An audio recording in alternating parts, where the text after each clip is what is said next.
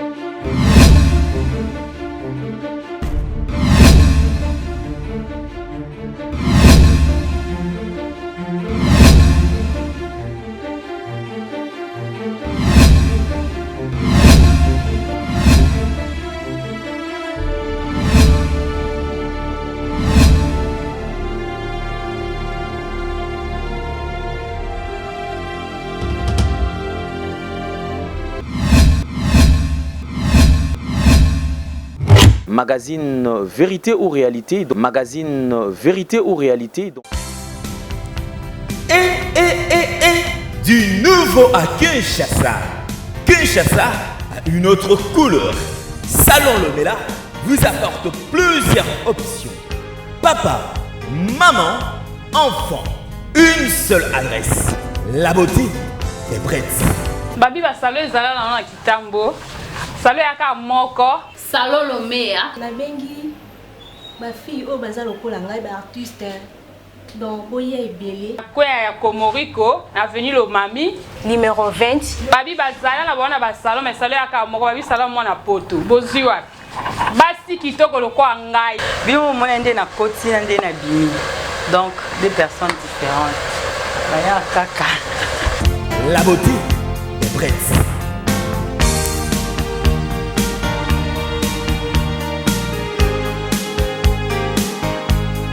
Tous les coups sont permis sauf les injures, mesdames, messieurs. Vérité ou réalité. Dans vos maisons, dans des métros, certainement partout où vous nous suivez. Tout le plaisir est les nôtres de vous savoir nombreux en train de suivre cette émission. Et cette émission, nous vous précisons qu'elle est sponsorisée par Yadjani Sita. Ntungam Puto Bangamituri depuis Suisse-Irlande, un homme réglo, crédible, honnête. Bonjour, bonsoir, c'est là dépend de l'ère à laquelle vous nous suivez. À la prise de vue, nous avons Alidor Louyeye et qui manipule cette caméra très bien. La réalisation est bien sûr assurée par Jordan Panzou, l'homme le plus doux de la planète. Merci infiniment à tous les partenaires de cette émission. Véritablement femme d'affaires Chouchou Natati, la clin d'œil spécial. Merci à cette grande dame qui nous suit depuis Genève, Jolie Lukombo. Taboufatou top modèle Kitoko Taïpe Mbongo. Bon séjour à Kinshasa. Et clin d'œil spécial à Maloris, la Congolaise Malelo. Nous penserons également à ces grands footballeurs qui évoluent de côté de la Bulgarie. Aristote Nongala, qui est fidèle à cette émission, mesdames et messieurs.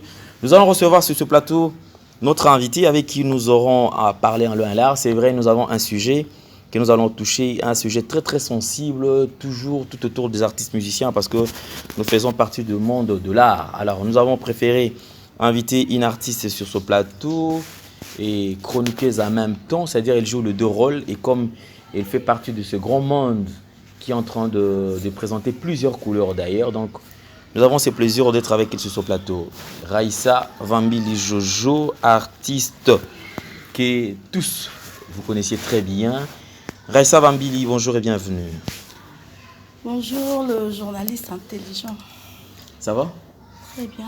Merci. La santé, c'est quoi? Ça va, sauf que moi, fatigue matanga. Vous êtes cassé. Oui, vous avez acquis, tout est qu'on perdre coco. Déjà, on a profité, on a fait ça. Bonjour, na bande cognon sur bazo landabiso et puis on a présenté ma condoléances na famille nangai. Déjà là, na Elvis Elière, famille Panga, condoléances, famille Akapale, Sati Akapale Arlette, à Paris, et tantine Marguerite. Voilà. Nos sincères condoléances également à toute la famille. C'est vrai que Dieu a donné. Il a repris également que l'âme de notre regretté Mémé. Hein? Mémé repose en paix. Hein? Akapale. Ok, vraiment qu'elle repose en paix. Félicitations Toga Nzembo. Le monde y voit quand même mais ça. Nous autres continuons ça là-bas, exercice. Merci. Moi, non, Colette. Abotamaki, Afandi, Okomonguluma, Atamboli, Kalate, Okindeja, classe.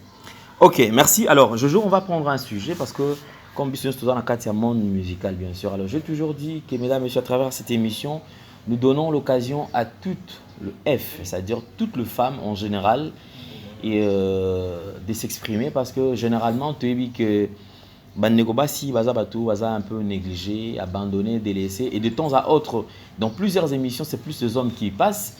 Et c'est plus les hommes qui ont toujours la parole. Mais à travers cette émission, tu as quand même Bandeko Basipe, Bazwape, Maloba. Il y a Kolobaka par rapport à la carrière na bango, par rapport à Makambu tout. Oyo les kana tout autour na bango, par rapport à Makambu tout oyo les kana katia musala na bango. C'est-à-dire ce sont polémiques en fait. Hein. Ce sont polémiques. Alors, on aimerait alors tout toucher. Pour nous, les à la moins sensibles. C'est-à-dire nous prenons le monde artistique, mais tout simplement toucher dans le monde à côté, il y a des danseuses. C'est-à-dire, les alines des danseuses qui a intégré un groupe à l'âge de 13-14 ans, c'est-à-dire déjà il nageait vers 14e année. Mineur. Alors, mineur, et comme déjà on a kolingapé musique moins mingi. C'est déjà une fille qui s'est donnée un peu à la danse. Depuis le quartier, alors mon appé abimapé à côté tapé na orchestre moko ya munene ba mema et pas mutu moko. Alors mon anazala tango kenda na kati ya orchestre azalaka vierge. Et au fur et à mesure qu'il y a tout autour il y a bandeko ba artistes et musiciens, cette femme ou cette fille a été déviergée. C'est-à-dire a perdu virginité na kati ya musala oyo ya kobina. Kolongwa kaka wana te pas seulement ko se limiter na ko dévierger mwana et que ti na niveau ya ko engrosser, c'est-à-dire mwana amemi mokumba na 16 ans. Donc na 16 ans, donc 17 ans, les amemi mokumba na e. Alors na kati ya groupe ba mekaki un peu ko étouffer likambo yango parce que il s'agissait du patron du groupe. Donc patron en groupe azalaki Ameka qui est le quoi père marié, Azapé marié, à l'habité pour protéger famille, il fallait moi le camongo te mettre un peu que solango à l'amiable. Comme déjà la fille faisait partie d'une famille où ils qui n'a pas de difficulté sur le plan finance, Makoki Zala qui pensait parce que derrière cette fille a arrêté avec les études faute de moyens parce que Moutako Tangi Zala quitté. Et le quoi la danse Zala qui quand même moins zéla. Et c'est là qui va payer sa chance à Kekomeka. Alors cette fille a à faire un enfant. A Botakina leader wana. Leader wana occupé, parce qu'il y a beaucoup quand même de côté famille. Tant à Monique, Nicole Poussani, 3 ans, 4 ans, 5 ans et moi na siko quand même avec moi on a déjà Poussani, bon comment nango ya ba coupure, c'est-à-dire de tantôt plus tôt et il donne quand il ne veut plus prendre soin de l'enfant. D'ailleurs, à ceux qui n'a pas cité moi na la langue. Et aujourd'hui, cette famille, en fait, le kola bazangi pe kaka makoki. Alors, ils nous ont contacté pour nous dire na nini baroki kosala. Faudra-t-il pas porter plainte parce que le leader on a déjà là qui azana mbongo ebele, azana makoki, azana moyen. C'est-à-dire que any place ba ko memaye, partout ba ko memaye, ya ko longa bango kaka. Alors, on est en train de réfléchir tout autour de ce qui se passe dans le monde musical. Yo poza moko ya balanga nzembo pe oza moko ya bapanzisango ozwi pe temps ya kozala na artiste musicien na moi mokuse lisolo to notre petite histoire ne yango wana analyse nini ozosala tout autour ya lisolo oyo ya ndeko mwasi parce que yo poza pe mwasi. Oui, merci Alain Délé. Et là qu'on a que Koloba Boye déjà en tant que leader, pour y ba musala basangisa yango na sentiment te. Oui. Wana baleader faut bayebaka que ntango badanseuse bayaka ou encore bachanteuse omamba yango ozosama te mpa bachanteuse oyebi lelo ekomi na baorchestre nyonso leader tout fo azala mwa chanteuse na ye moko boye privé. Donc ntango mwana bato azoluka mosala so opesi mosala te yebisa ye que non place no eza te que obanda nga mpe yango komaltraite moto ayeli makambo mosusu osese makambo mosusu ana choix te parce que c'est toi qui commande, tu vois, bablo moi bongo. Et comme personne en position de faiblesse. Position de faiblesse et moi na âge à 14 ans. Ou bien Kenda qui na âge à 14 ans, non? Oui. Déjà dans ces âmes abétés. Ils sont normal mineur à ça la danse. Ngai na encadra bana ba mineur kala nabi que bana balinga mingi danse déjà moi na wana tia comme na orchestre na ndimite ka kenda yemoko donc azalaki tom suna membre moi famille na ye soit parents ou yaya oui.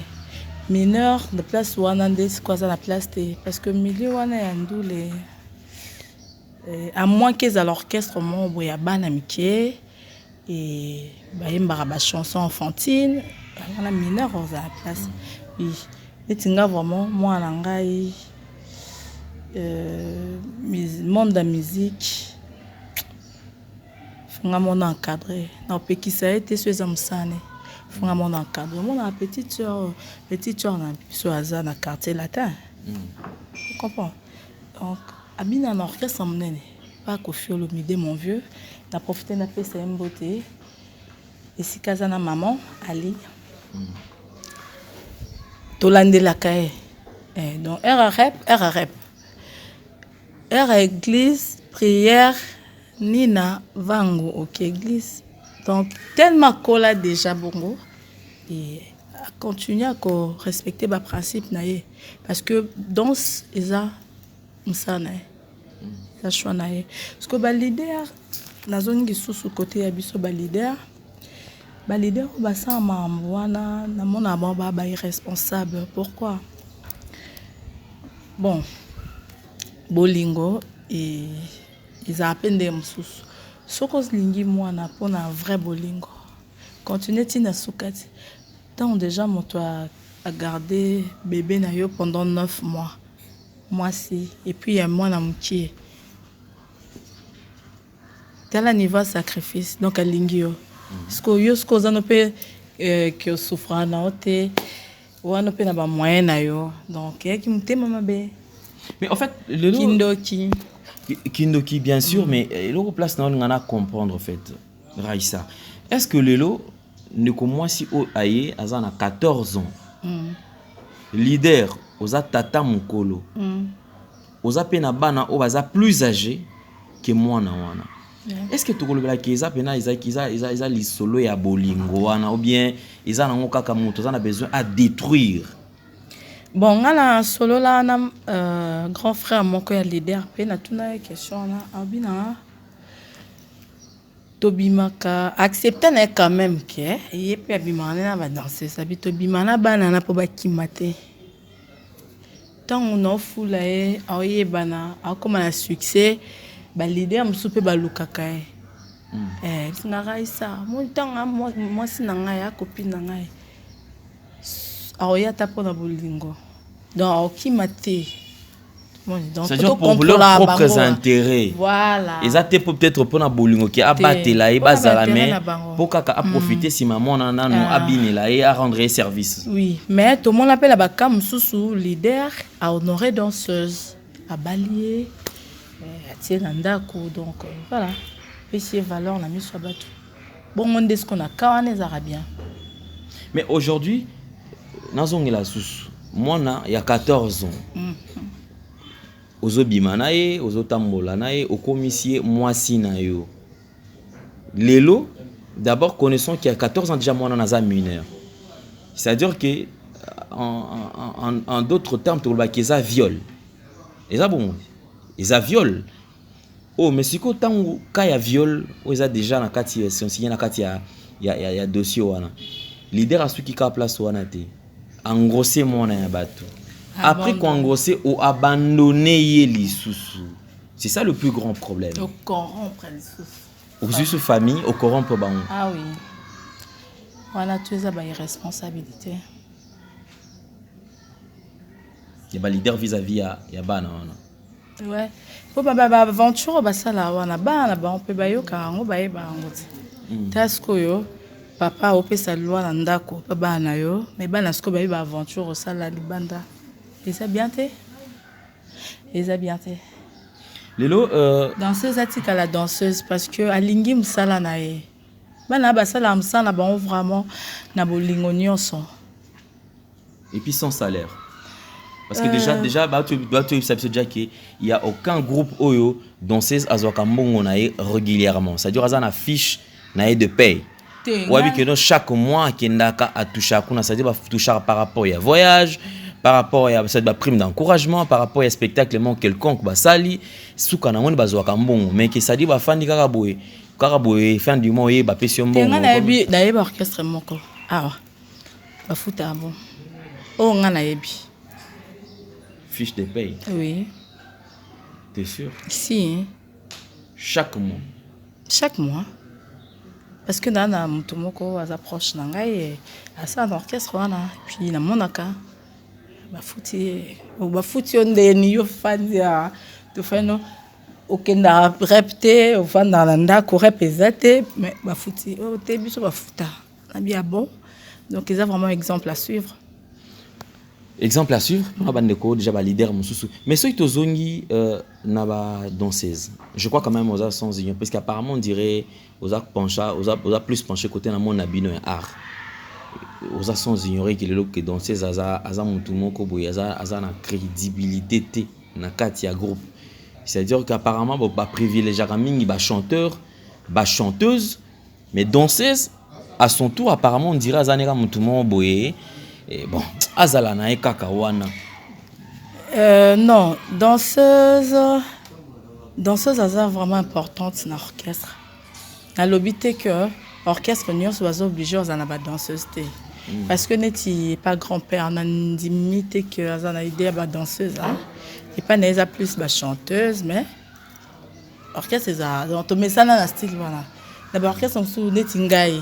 Vraiment ceux qui danseuse azaté. Non, moi, spectacle, on dirait Zabianté, concert Zabianté, bon, bah, bon, ça, l'engagement, oui. Et là, quand on sing à la bande de danseuse, bah, y est belle ronini, bah, au sala.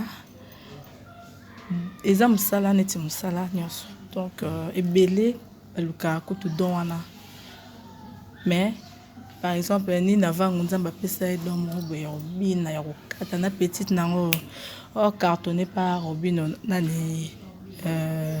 petite philo. Donc, oui, bien, on a bien naneti, bah on balait, n'habité. Comprends? Parce que on a y avant banda tout, dans cette école de danse, na banda mobile. Donc na âge na bango. Non bien, très bien. Par rapport à l'âge, l'âge de communango bientôt ménopause, avant petit taraka, c'est normal. Mais minute soutien à nina, nazate, par exemple, na loquette na nini na tout. Mais mutu o ya pesa nina lengi, pas bima. Lelo on a ti pas na quartier latin et simba pas vanda peya tikala, c'est Raissa Vombili. Parce que dans un club nangai Yabana na matete à l'époque ba benga ngo club Raissa. Ouais, ba danseuse nangai no benga bango ba Raissette. Donc Raissette veut dire Raissa en miniature. Alors na banda na maramba danse avant tout. Yango na lingaka mutu a négligera danseuse te. Mais et tout ça nangi tout ça la moi to bi kempe couper sa couleur msusu na katia. na ba danseuse parce que tu obligé aller danser, c'est-à-dire que na ba groupe leader azolo ba que non danseuse azobina. Leader a tina ja kon ba c'est que non petit solo là, les ala même so bon ba bina mutu na mutu. Donc moko. Danseuse a koti abandi bina, a umeli kutu te ba bete na lipeke ba bi presa lobi kita. Pourquoi? Parce que yo au solo là té. C'est-à-dire il faut au solo là. Est-ce qu'il faut danser tout généralement parce que na ba groupe est-ce que bel tout ça va témoigner. C'est-à-dire que a faut tambongo té mais danseuse nyon surtout na kati ya groupe, c'est-à-dire aza lokola bilanga ya président, ya leader ya groupe wana. C'est-à-dire olinga té à moins que za la mabe makasi. Té danseuse nyon sauté. Baza ba leader baza ba oya bango o ba pona misupi baza ne ka danseuse. Mais est-ce que c'est encouragé? Comment est-ce que le leader mutumo aza marié? Ngala ko encourageant. Mais à garder ceux qui 5 personnes moko boye akangane ka bango. Kasi on a un comportement et ba irresponsable. Ozo kitsa mwasi na yo. Parce que bana wano basalara une entreprise ya bino non ya yo na mwasi na yo ya bino quoi. Ba respecter maman d'ene. Basala dia baje na papa. Boso papa basi na bino ba maman, boso papa maman et ça bien te. Et ça bien te. Danseuse lelo tous on a ce qu'on a moi na sujet na biso. Lelo na kaneti ya danseuse nego na biso parce que to rotanga kombote so to libika komomba la mort ba to yo comprendre moi mingi. Alors to lingi to tika la car bon par rapport ya respect ya ba ndeko pe ba otala biso. Alors na ka ya danseuse oyo ozo attribuer faute pa nani. Et pas ya famille ya danseuse oyo et pas ya leader tout et pas ya mwana wana imoko danseuse. Faute eza ba contenance misato. Et pas ya mwana. Tant yo kei kuna oke mamba obina ba komolo ba mamba mususu. Poanyo yo yebsanda kute. Yo funda te poane. Est-ce que après ça rapport na ndako? Et cause après ça qui baba na oyo bazaneti na ba famille à lokoso. Cause après c'est moi tante mon na famille. Ya chance na yo ebi kandeza. Ya chance na yo leader a craqué. A conseiller moi na mabe. Abima yebo sanda c'est dans ndeni. Ya nunu. Changwana na ne nunu. Ba yo teka ngopa. Donc ba yena ngo boisko to chango to yo kakapo kanga po ema nunu. Ah, ce qui est moi ayepe boy abima ke boy abandoyo kango pesa msu ya bungi bomo na ebisi oyo kisinga soni ndengo boy kondimelanga na miso ya batoyo nalobelaki bolingo miso nkona na kanda fort nasali bilan vinanga ya bacholi ya kofinga ya temps ya mambebele de Congolais boza mabe Congolais za mabe na kanda ya ba président nanga tout naza pina kanda ba Congolais pasepela nde tubina pasepela nde tout ça. Courage, merci mesdames, messieurs. Donc, commission T, excusez-moi, on peut ça qu'à emboter, bah tout balinganga. En tout cas, tout le monde a bien à tout nanga, on a l'élite, oyo eza na kati mutema na tana expliquer bien pour comprendre. Atana lobby, donc bo bien ngati ko. Bo bien ngati. Pesi mbote. Mais soyez déjà comme on est là-bas. C'est que na posa bosala on est supposé pour ça. Donc si déjà comme on est là-bas émission boy. Bo banga ma mission nga. Prochaine émission est à Mabé. Na pesu na posa poeza mo edengati. Na posa soutien poeza mo te. Nzambo na sambela. Njamba ba khofeli.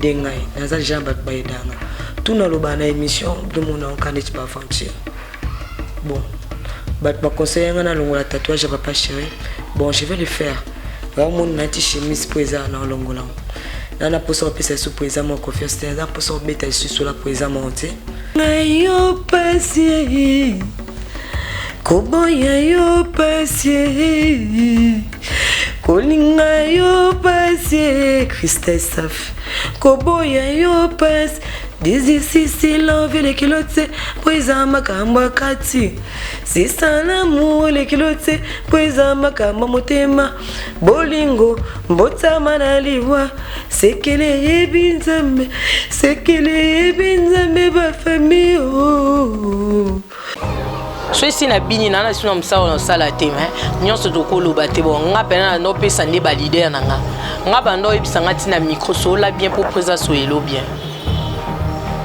na sisi musala na zongi na ndako na okase na ya banda 8h to 6:0 na zongi na ndo ba esanga présence bilande na nini na esenga biyebisa ya na za marchandise ne to meka nde na bini na podium kande na sisaki na okende te na ne sikati na zongi ndako Maître Téléma, yo impoli na bise yo soko olianga na oliati do lokwa sina sala na nyoko amino go sali suna mbetu te azonga ndo créer bena problème so yepe bo kiti e ba sima ba biso kita to ko olianga na oliati do lokwa sina sala na nyoko amino go sali suna mbetu te azonga ndo créer bena problème so yepe bo kiti e ba sima ba biso kita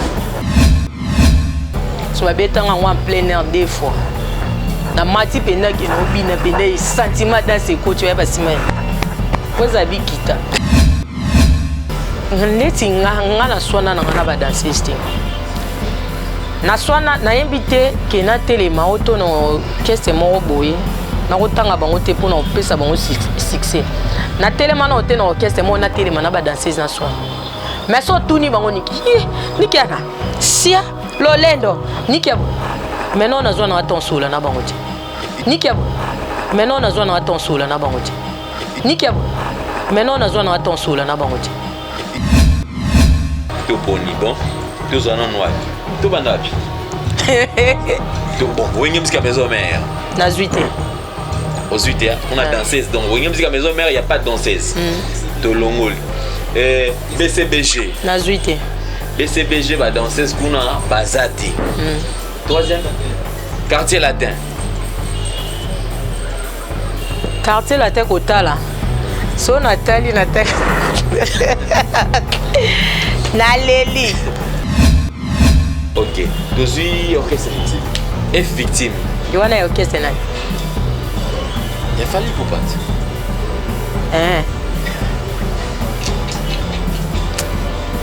Na monité. Est-ce grave qu'il sera payé vie? Bon. Kuna na ebike miko zawa na. On te soit G7 hein?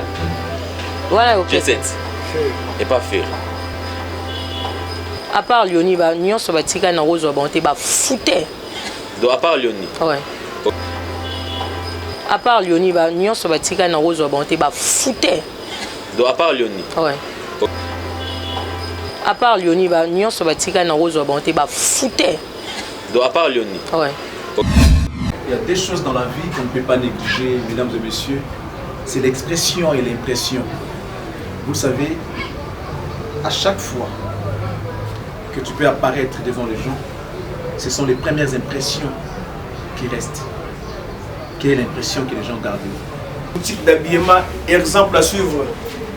Poto na poto, chez Odilon Mapouya. C'est vrai que l'habit ne fait pas le moine, mais on reconnaît les moines par leur accoutrement. Nous sommes petit bouillé. Nous sommes à 24. La croissance de la direction Cambiana venu au Parlement. Exemple à suivre. Exemple boutique. Collection à collection. Nouvelle collection.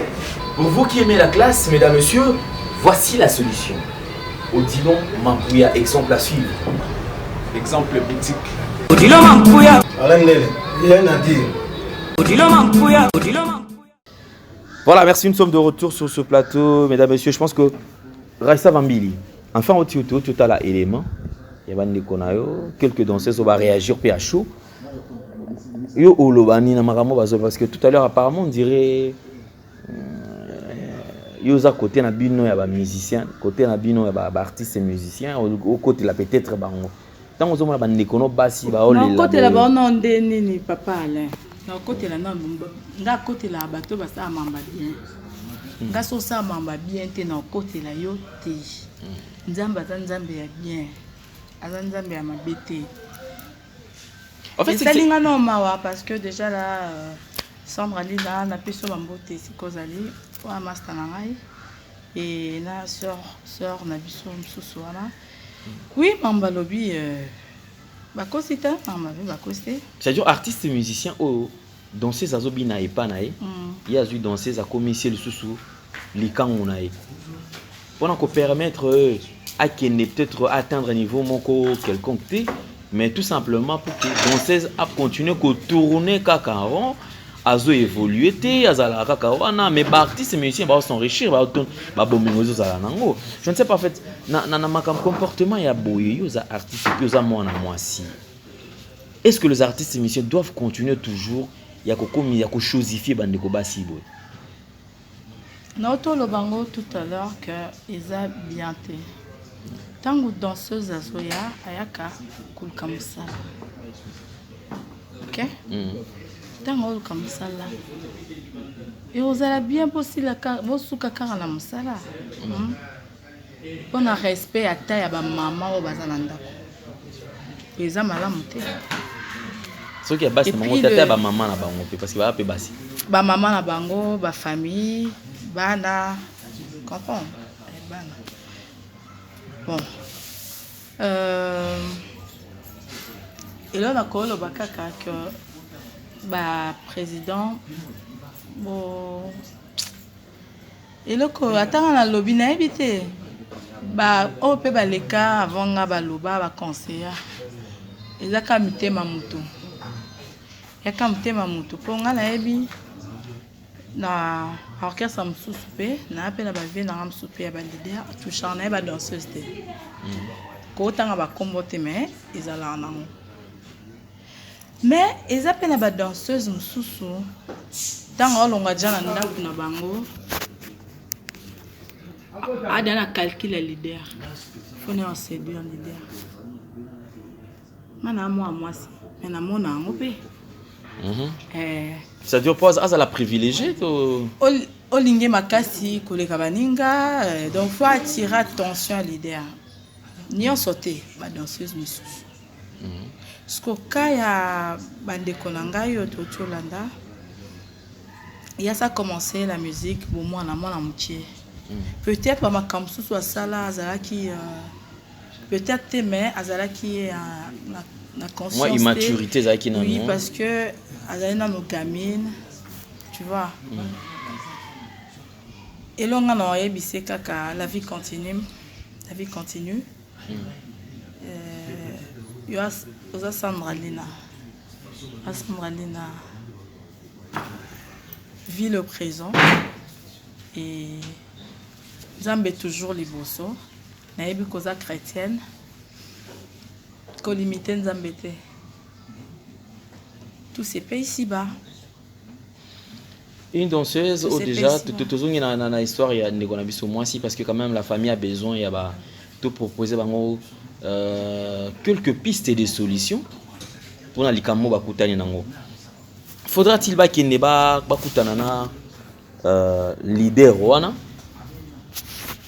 ou ba traduire la justice. Alors s'il faut pas qu'il y ait la justice famille ezota la paix que makoki ezati parce que déjà leader azobi sa bango.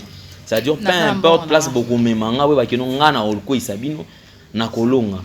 Et so to kepe musika tota la paix il kama makile za nakati, c'est-à-dire il y a un enfant déjà. Bon, moi je pense que Zakaka Kimute Mamabe, Zaka ya leader wana.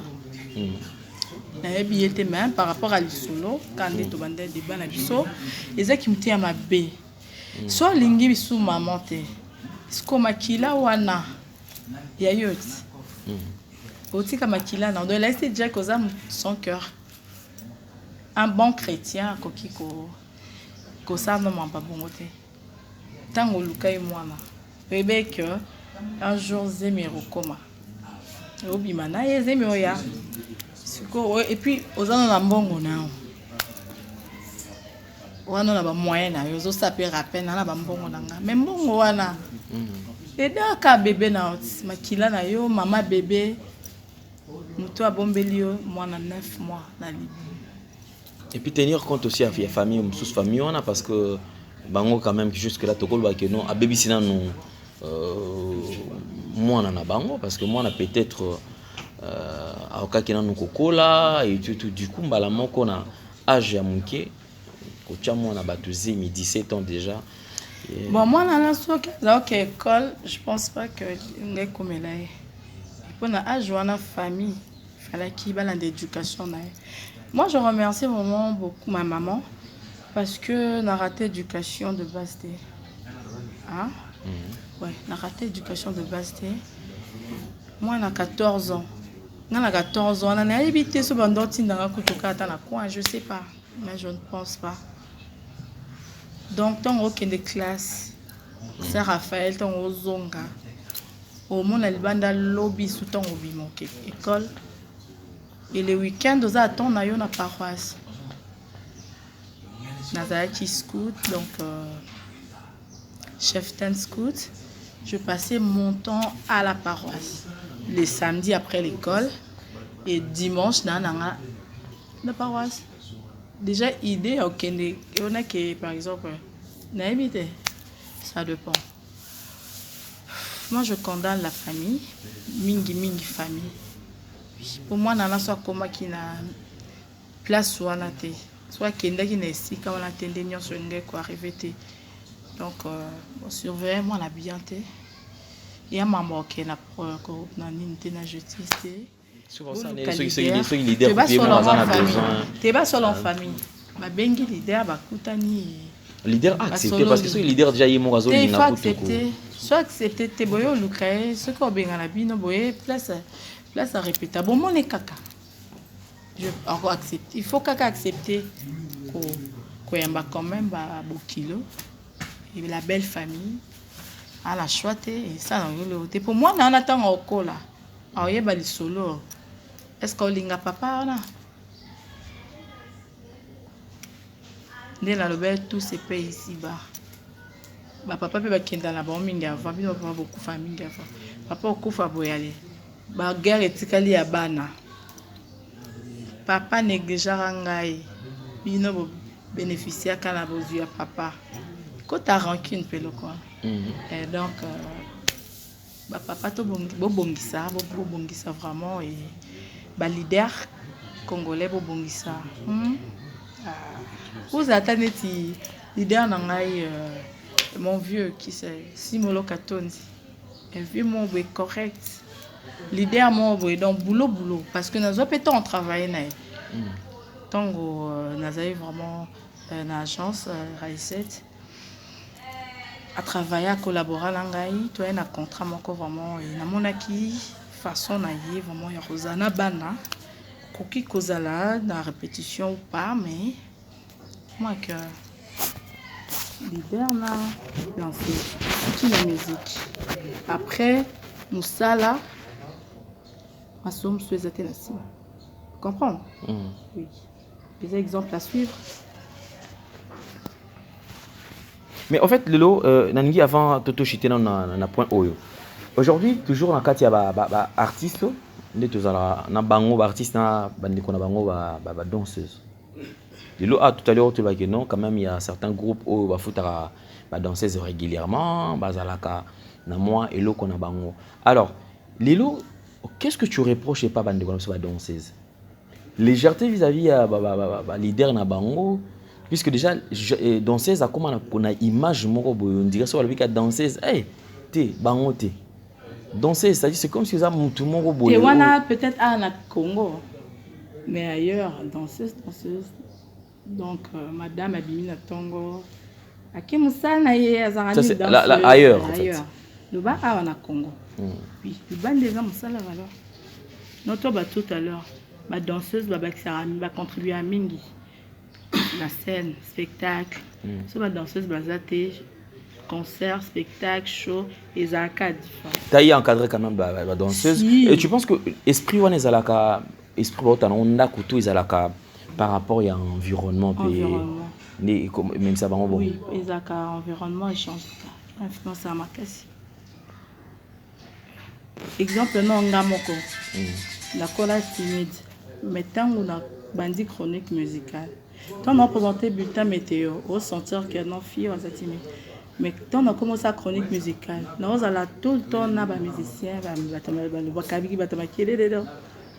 les fungola et la moussara. Et les lobes, peut-être la classe. Maman a dit, Jojo Raïssa, Moussouambi, Moussoussou. Mais kaka. Donc le changement est venu juste après Coco Tanakatia. Et influence à monde.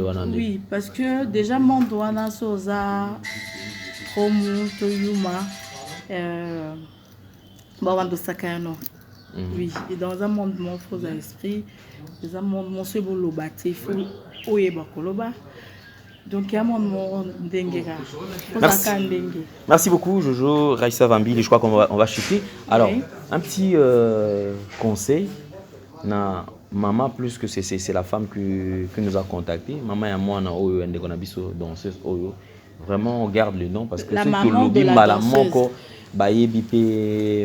Alors, maman est danseuse parce qu'il y a contacté à Kibiso. Ah, ok. Pour la kolobela, la voix est maman est awa, peut me kolobela. Alors, conseil ni européen ça na maman parce que azota la lelo, moi on est quand même à venir baby karaboye à hotelingana na moi na et moi on a papa neza na ba moyen. Bon, Kolobati qui est venu à moi les baby parce que elle est encore en vie. Donc on tient pointé la vie naïe parce que l'obi est Nzambe. Moi on a déjà za ka bénédiction Nzambe. Et tant que moi on a lobby rose à la président Boka, rose à la premier ministre, tant que moi on a dans bon sa vie naïe. La mémé du bébé, donc protéger moi la bébé on a bien encadré bien pour erreur au sala qui à côté comme moi on a âge il y a 14 ans maman et se répéter le sous-souté battre la bébé coco na yo bien Luca papa et moi là au solo là j'ai quelques membres de la famille j'ai payé mon scène Nzambe moko un vrai serviteur de Dieu. Oui, il y a des fois que les commis sont bénis. Bokei ko solana azamuto yoka. Azamuto pour na ba maman nyonso. Bon cadré bana basi. Malamu parce que ko éduquer moi c'est ça ka facilité. J'ai eu encadré les filles. Bien que nazali moi na mutiepe mais na yebi lo nini encadrer moi si donc ils ont facilité net mobile et surtout sur que la moi têtu faut la stratégie comme la brutalité faut solo la canaille et puis mingi prière moi la femme mais ça la vie de prière dès le bas âge c'est très important voilà. Ok, merci beaucoup Raïssa Vambili, Jojo, tout le plaisir était les nôtres. Alors je crois qu'on va finir. Déjà. Ouais, toi aussi ça déjà naïo parce que tu as quand même tous idée ou quelques remerciements là de tout aux occasions parce qu'on va se séparer avec ton clip. Oui. Et il faudra préciser qu'on a toujours en plein studio. Oui, en plein studio et j'ai déjà démarré mes émissions sur Congo 26 Télévision. Congo 26 Télévision et la profité na fait ça vraiment beauté na ba fan na nyonso ba o tout bolinga ngai na remercier pe ba o tout bolandi na ba o bolinga ngai te na lingi bino mingi. Un grand merci à ma famille na lingi bino mingi et merci à Lidor notre réalisateur oui. Et le petit Jordan. Oui. Je ne l'ai pas vu aujourd'hui. A été. Merci à tout le monde. Merci à Papi Lukasi, à Eric Monzaka. Merci à Vanny Kenda. Merci beaucoup à Yami José Mabila, les grands producteurs. Avec une question beauté. Surtout Koutani. Donc, Yami José Mabila. Kalate, Nakinto, Zelayo. On a ma solo là. Neto solo là qui. Merci beaucoup na Dodi Londo. nayebi que osepela na émission oyo mpona baoyo nyonso na choqué bino na badire na ngai en tout cas bolimbisa ngai debese ngai tobimisa mwa baide. Merci na peuple congolais, nzambe a bénissa Congo. Merci beaucoup, c'en est fini pour aujourd'hui, mesdames, messieurs. Merci encore une fois de plus à toute la grande équipe qui nous a accompagnés. Alidor, lui, à la prise de vue. Jordan Panzo à la réalisation. Plein de spécial à mon vieux Odilo Mampouya. Il y a Marachel Moussolongo. Il y a Roger D. Mampouya également, qui est fidèle à cette émission. Abonnez-vous sur Congo 26. Congo 26 donc, télévision. Pour avoir plus des éléments par rapport à Bastar Nabino, parce que le titre de l'émission c'est Entre nous les stars. Ok. Oui. Merci beaucoup. Là on reçoit que des stars. Hein. Vraiment. Les stars en ce mois la Moukie Mukolo, star Katina Kolo, star la politique, donc voilà. Toutes tendances confondues. Ok, merci beaucoup Alidor, merci également à Aristote Ndongala qui nous suit depuis la Bulgarie, depuis Sembote Sikazola Nabito, et puis merci Nabanégonio surtout. Alors abonnez-vous sur Nouvelle Tendance Télévision, culture d'excellence au rendez-vous. Ça en est fini pour aujourd'hui, portez-vous bien, bye bye, à la prochaine, au revoir.